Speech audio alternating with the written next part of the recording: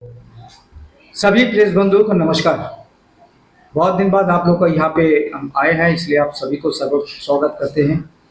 कि हमने इसलिए बुलाया कि हमारा जो है प्रदेश कांग्रेस कमेटी की तरफ से जो हमारा एक टूर प्रोग्राम था हमारा शहीद द्वीप और स्वराज द्वीप में।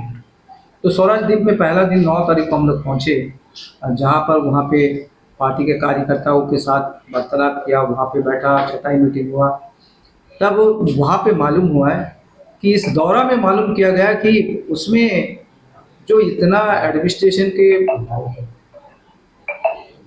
को मैं ये बताना चाहता हूँ कि इतना सारा प्रॉब्लम वहाँ पे आज यहाँ खड़ा हुआ है, जो अभी आपको बताया क्या बताऊँ कि इतना प्रॉब्लम है लोगों का, जो अभी तक उसको देखा ही नहीं। जबकि वहाँ पे हमारे बीजेपी के दो प्रधान आए वहाँ पे, 2 पंचायत, लेकिन पब्लिक का जो एक इतना मांग है कि पानी, आज आप देखो वहाँ पे पानी का किल्लत आज 3-4 साल से जो है पानी का इतना प्रॉब्लम हो रहा है वहाँ पे, लेकिन एडमिनिस्ट्रेशन कदाई उसको देख नहीं रहा है।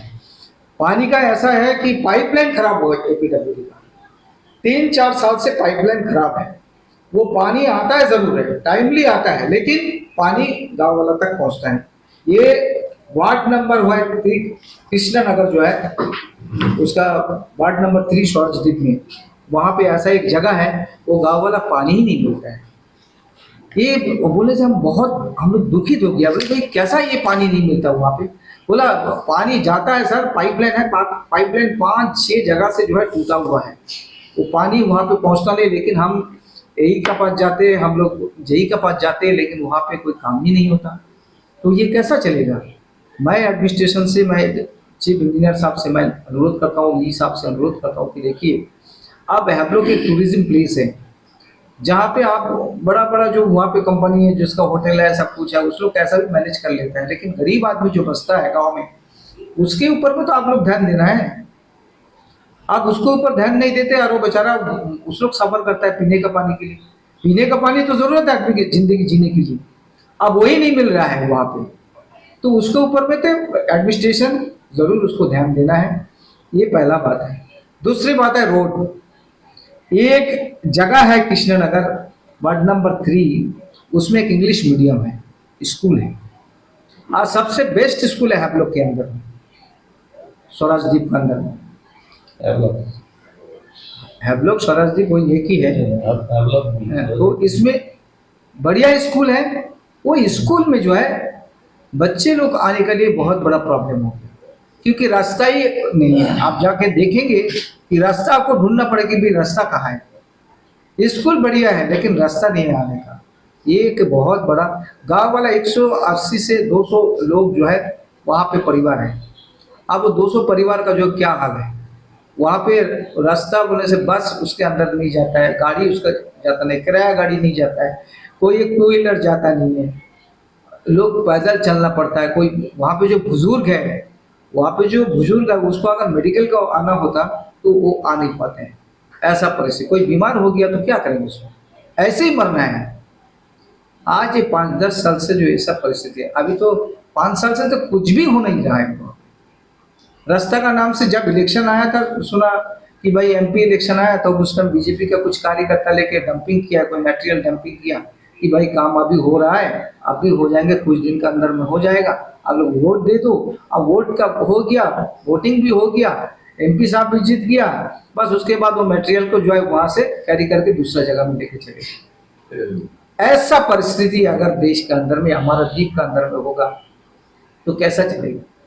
दादाजी, मैं आपसे एक सवाल पूछना चाहता हूँ कि अभी एपीडब्ल्यूडी से मेरा अनुरोध है कि देखिए, चीफ इंजीनियर साहब से अभी नया यहाँ पे बैठा है, मैं ये अनुरोध करता हूँ कि ये जो कृष्णनगर गांव है जहाँ ये रोड का प्रॉब्लम है, वहाँ पे जो ई साहब है, वी साहब है, जेई साहब है, उन लोग को थोड़ा आप लोग बताइए कि भाई क्यों ये कर नहीं है, क्या इसमें प्रॉब्लम होगी, क्या प्रॉब्लम है। पीडब्ल्यूडी का है, अगर NH4 का होता तो मैं मान सकता था कि भाई ठीक है NH4 का है, वहाँ में आने के लिए बहुत दिल्ली से सैंक्शन होना या दिल्ली से कुछ उसको ऑर्डर होना, इसके लिए प्रॉब्लम होगा। लेकिन यहाँ पे तो हमारा अंडमान एडमिनिस्ट्रेशन है, इससे तो कोई प्रॉब्लम नहीं होना चाहिए। और रूरल रोड जबकि एपीडब्ल्यूडी के अंदर में है, इसको तो जल्दी से जल्दी हल होना चाहिए।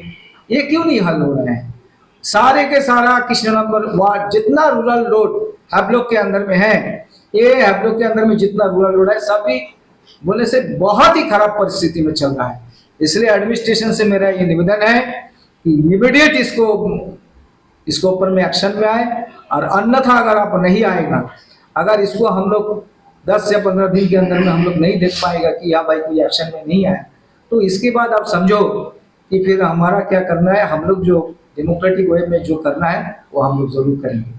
साथ ही साथ और एक वहाँ पे अब ये टूरिज्म प्लेस है, मानता हूँ टूरिज्म प्लेस है, लेकिन टूरिज्म प्लेस है ये नहीं है कि भाई हमारा जो वहाँ पे गरीब लोग रहते हैं, वहाँ पे सेटलमेंट परिवार जो रहता है, जो लोग वहाँ पे आज से 50 साल पहले भी वो वहाँ पे बैठा हुआ है, वो सारा लोग जो सेटलमेंट एरिया जो सेटलर हैं, उन लोगों को क्यों बल्ली बम्बू पत्ती ये सब नहीं मिलेगा।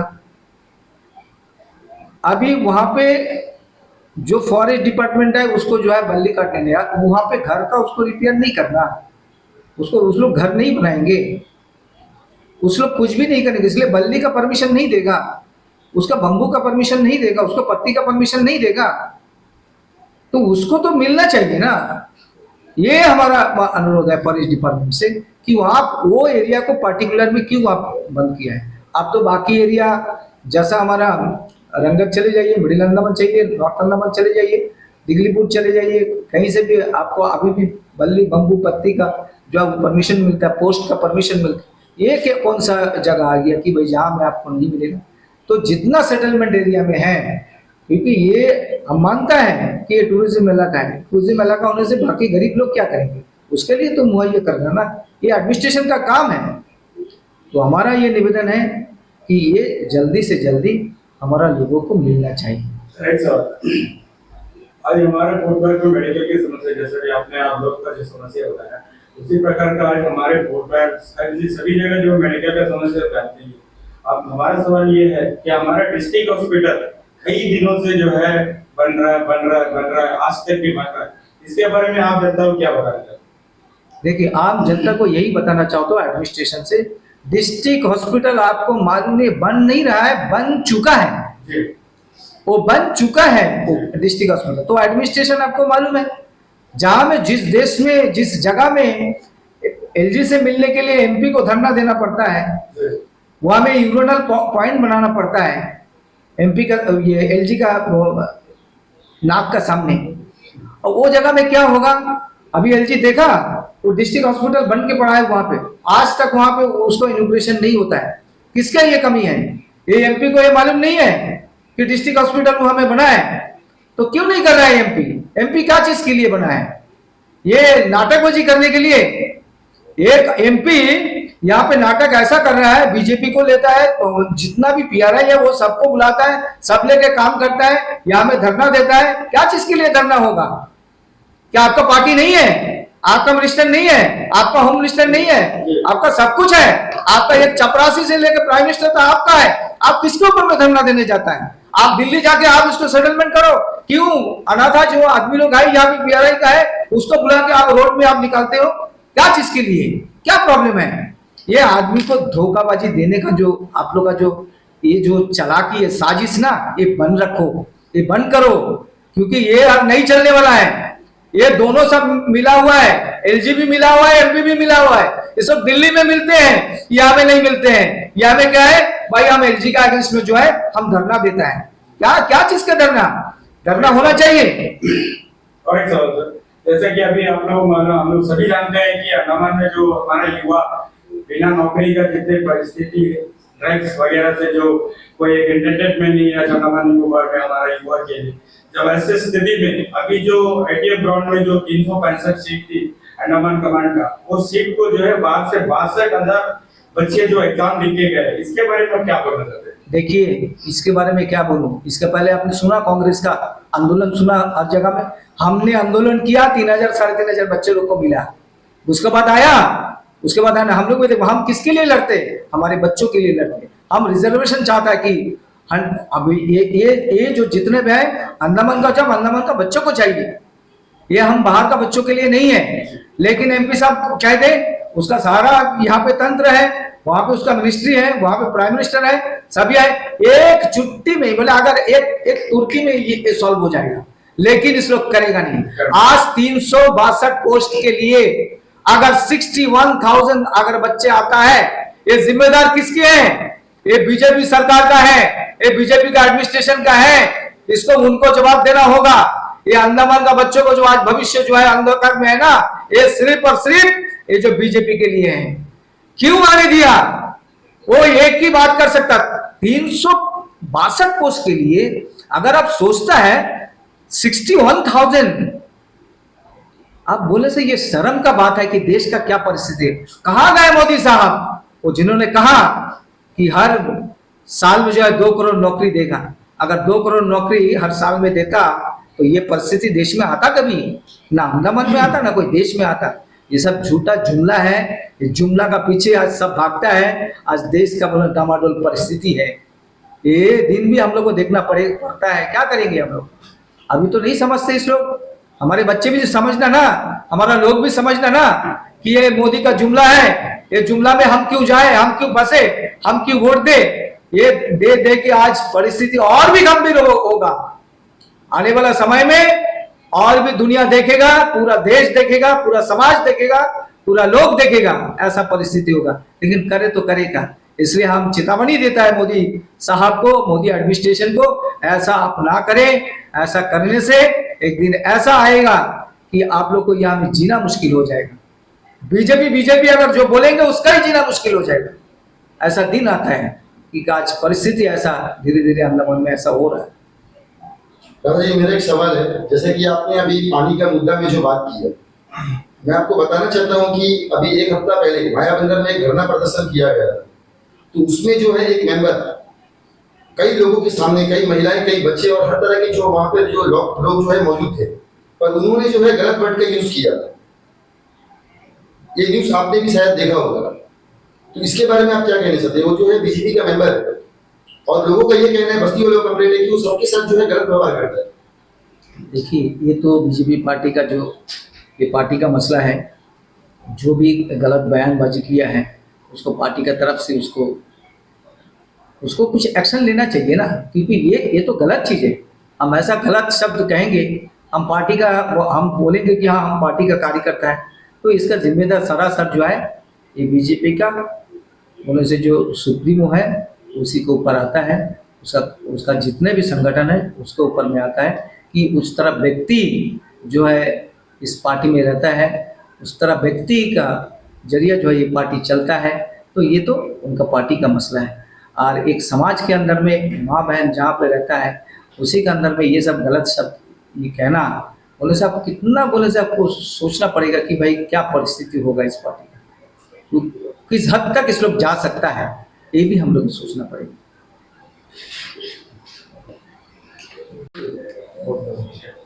सबका नमस्कार। आज हैवलॉक और नील का दौरान करके हम लोग आया है। हम लोग इधर से जो देखता है हैवलॉक में टूरिस्ट जा रहा है, बहुत बढ़िया तरक्की हो रहा है। टूरिज्म एक बहुत बड़ा इम्पोर्टेंट अंग है एम्प्लॉयमेंट का। आप लोगों को सबको मालूम है, जितना भी टूरिस्ट अंडमान में आता है 90% हैवलॉक और नील में जाता है। इसमें कोई किसी को डाउट नहीं होना चाहिए। लेकिन उन लोगों के लिए क्या दिखाएगा? हैवलॉक में 10-12 घंटा का इलेक्ट्रिसिटी कट होती। क्या कारण है? एडमिनिस्ट्रेशन जवाब नहीं दे सकता है। सबका घर में, आप कमर्शियल का बात नहीं कर रहा, हम घर का बात कर रहे हैं। किसी का घर में फ्रिज 12 घंटा बंद होते रहेगा, अंदर का माल क्या होगा? बड़ा छोटा छोटा सोच से आप जाना। बहुत बड़ा होटल वाला ठीक है, होटल वाला अपना जनरेटर चलाएगा, अपना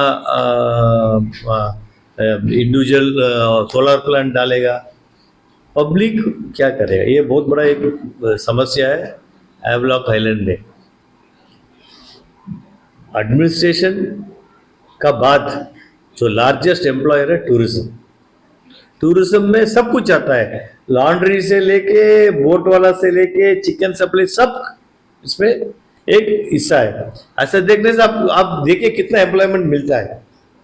लेकिन गवर्नमेंट इन लोगों को वो शब्द हम यूज नहीं करना, ऐसा ट्रीट करता है। सब जब आप बोलता ईज ऑफ डूइंग बिजनेस, आप बोलता टूरिज्म लार्जेस्ट एम्प्लॉयर है। आप हालत जाके देखिए, रोड्स बन गया, मेन रोड सब बन गया, अंदर का रोड सब कुछ नहीं बना। और रोड्स बन गया, अभी गाड़ी का परमिट नहीं दे रहा है। दोनों जगह में आप रुकाने का क्या ये, आप बोलते इलेक्ट्रिकल गाड़ी लेके आओ। इलेक्ट्रिकल गाड़ी का चार्जिंग पॉइंट कितना है, वो फ्रीक्वेंसी में वो चार्ज होगा गाड़ी। आप कभी तय किया, कभी आप एक पब्लिक में चार्जिंग पॉइंट डाला, इलेक्ट्रिसिटी 10-12 घंटा आपको नहीं दे रहा है, कैसा चार्ज करेगा? लेकिन आपको इलेक्ट्रिकल गाड़ी जरूर लेना है। देखो पॉलिसी ऐसी बनाता है दिल्ली से, इधर में इंप्लीमेंटेशन इन लोग कर देता है, सफर करता पब्लिक। आप ईज ऑफ डूइंग बिजनेस में इलेक्ट्रिकल गाड़ी आई सही है, इलेक्ट्रिकल गाड़ी अच्छा ही है। इलेक्ट्रिकल गाड़ी को चलाने के लिए क्या सुविधा दे रहा है? नील आइलैंड में गाड़ी का परमिट अभी तक नहीं दे रहा है। देखिए टूरिज्म जैसा बढ़ता है, अभी हाल ही में एक एक्सीडेंट हुआ था नील में, एक बच्चा मरा। क्यों? क्योंकि एक गाड़ी रखे वो 5 टूरिस्ट को घुमा रहा है। भाई इसको एक पॉइंट में ड्रॉप करो, उधर से पिकअप करके एक पॉइंट में ड्रॉप करो। इतना टाइट चला था क्योंकि गाड़ी नहीं है। अगर गाड़ी का सप्लाई अच्छा है, ये स्थिति नहीं आए। कार्गो गाड़ी नहीं है, जितना भी कार्गो गाड़ी चलता था ट्रांसपोर्ट डिपार्टमेंट सीज कर दिया। परमिट नहीं है, परमिट आदमी नहीं लेने का नहीं है, परमिट आप नहीं देने का है। You are not giving the permit for the vehicles, इसलिए पब्लिक सफर कर रहा है। अभी टूरिज्म बढ़ रहा है। नील आइलैंड में खाली 4 पॉइंट है, एक सनसाइज, एक सनसेट, एक भरतपुर, एक ब्रिज, और नया 2-3 पॉइंट इन लोग आइडेंटिफाई करेगा पब्लिक। जैसा एक जगह है बोटडुबा, वो बोटडुबा जगह बहुत अच्छा एक टूरिज्म स्पॉट है, उसको इन लोग अभी तक खोला नहीं। एक एग्रीकल्चर हिल है, उसको इन लोग खोला नहीं। देखिए आइलैंड तरक्की करना बोलने से आप नया नया जगह, अभी हैवलॉक में हम लोग 5 नंबर 6 नंबर ये साइड में डॉल्फिन तक तो था, अभी डॉल्फिन पार हो गया। अभी आपको और आगे जाके काला पत्थर डेवलप हो रहा है। ये डेवलपमेंट करना चाहिए। नील के अंदर में बहुत बड़ा पानी का समस्या है,